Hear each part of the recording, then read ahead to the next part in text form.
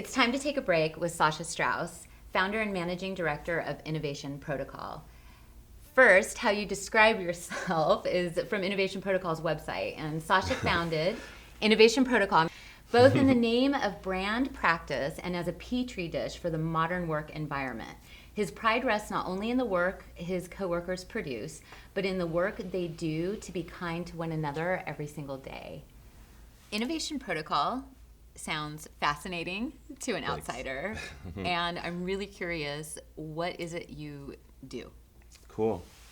So just like in any professional environment, if you have a problem, like you don't know how to install your software to run your business, or you have a legal contract you're trying to establish and you bring in an expert, so like a lawyer or an information technologist, etc.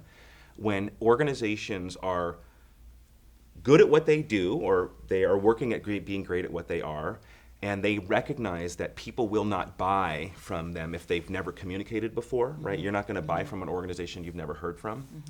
So they recognize that they're not specialists at that, just like they're not a specialist at law or anything else. And so there is a category called brand strategy consulting, which emerged from this need.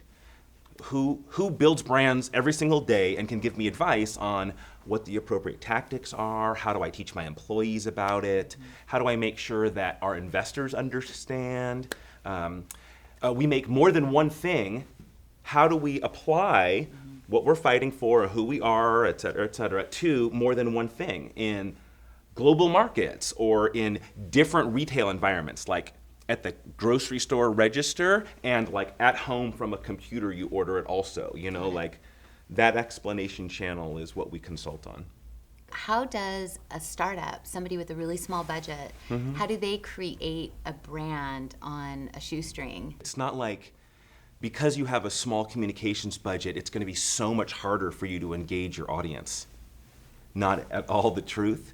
And in fact, if I had to pick two lives, I would pick entrepreneurs. You guys are lucky. It's so much easier for you to tell your story. It's so much easier for you to connect with your audience. So I would be stoked if I was an entrepreneur in the midst of brand, this year in this history of our existence, because there was this, the nuclear weapon of all communication devices landed on this planet, and it was just happened to be called social media.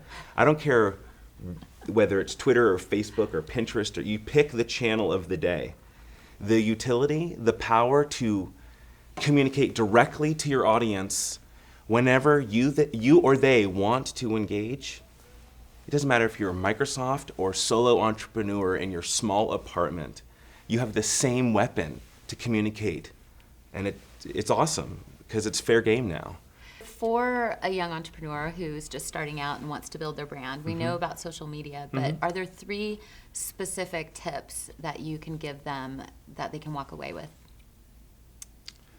Yeah, it's what's so nice about social media. Again, I'm not trying to honor it like it's something magnificent or spiritual. I'm just trying to acknowledge it as a communication device, right? Well, what's so nice about it is that it really is an open platform in the sense that all of the content and all of the things that are going on are pretty public. So the entrepreneur can learn very quickly, what their competition is up to.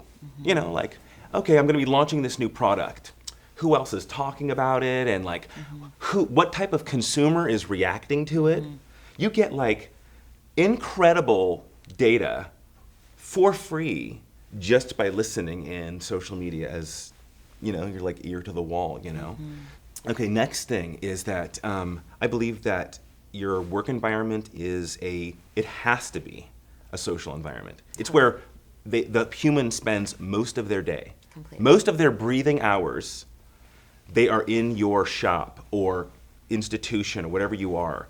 So do you want them to be lonesome and frustrated and bad at expressing themselves, or do you want them to just be all day, every day, they are expressing and learning and stoked to be around each other? And does it mean that everybody is going to love one another? By no measure. You can be in a group of 20, 40, 60, 100, 1,000, whatever. If you have a common objective and a way of accessing that objective, we can all be friends. And then number 3? Your business is going to be valued against who you are as an individual. So don't be afraid to be like, this is what I'm up to. This is why I think about this subject the way that I do. And when I'm not working, hard labor, when I have a free moment to think and be free. This is who I am. Yeah, exactly. And that helps us like sink our teeth into you and the business and be compassionate for you, because your business is gonna make mistakes. Totally. You're gonna say the wrong thing in the wrong place at the wrong time. And trust me, no stupid after action PR stunt is gonna fix the pain that you caused us. So if we like you, if we're like, yeah, dude, go be that father also, or like, I totally appreciate that you did that charity walk. I know you're selling me stuff, but good for you for being a human being, Yeah. When you can lay that out there and let people sink their teeth into you, it's so damn easy, so much easier to do business. You love it. Just get it out there and just let humans be humans, Absolutely. Absolutely.